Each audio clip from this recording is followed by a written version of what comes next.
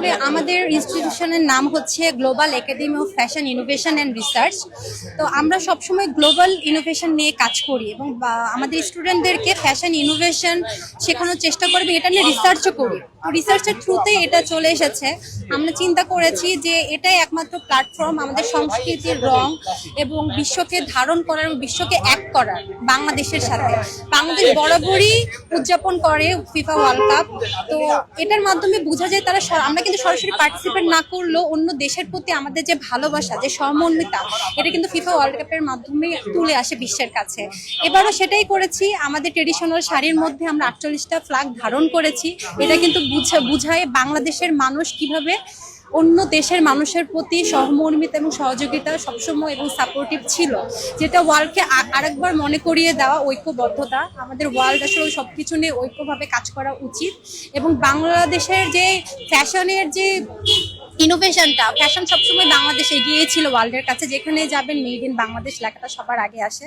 আমাদের যেহেতু গার্মেন্টস আমরা দেখি, তো এটাই আমরা চিন্তা করলাম যে সবাই যেহেতু থিম সং নিয়ে এত আগ্রহ থাকে, সবার থিম সং নিয়ে কি থিম সং হবে, তো থিম ড্রেস কেন হবে না? থিম ড্রেস সবার আগে অবশ্যই আসবে।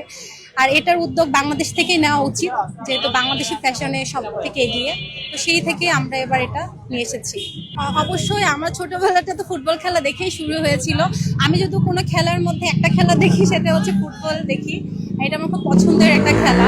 এই খেলার মধ্যে আসলে অনেক শিক্ষণীয় বিষয় থাকে, যার কারণে এই খেলাটা আমার দেখা হয়। এটা আসলে আমি এখন পর্যন্ত বলি না, কিন্তু আসলে ছোটবেলা থেকে আমার পছন্দের দল ব্রাজিল ছিল। কিন্তু আমি সব দেশকেই সমর্থন করি এবং ফুটবল একটা শুধু যে দেশ দল না, ফুটবল খেলাটা আমার মনে হয় এটা সবার জন্যই। এটা আমাদেরকে যেমন অনেক কিছু শিখিয়ে থাকে। মানুষ এখন যেরকম ঘর কেন্দ্রিক হয়ে যাচ্ছে, আমাদের সবারই বের হয়ে খেলাধুলার মধ্যে অংশগ্রহণ নেওয়া উচিত। নিজের স্বাস্থ্য বিষয়ে যদি আমরা চিন্তা করি, তো ওয়ার্ল্ড কাপ তো আসলে একটা উদযাপন। যে দেশি পাক সেটা বিষয় না, উদযাপনটা মেন বিষয়।